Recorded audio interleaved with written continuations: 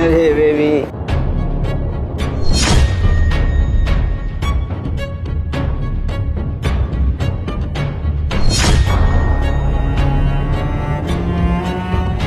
আচ্ছা বেবি, তুমি তাড়াতাড়ি একটু জুসটা খাও। আচ্ছা ঠিক আছে। খাও। ইস, দাঁড়াও, আবার কি হলো?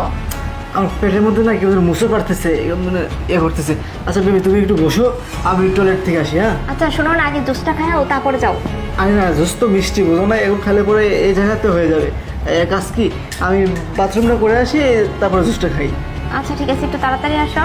আচ্ছা ঠিক ঠিক আছে, তুমি চিন্তা করো না। শিট, ও তো চলেই গেল বাহানা দিয়ে। যে ভাবি হোক, ওকে এই বিষটা খাওয়াতেই হবে।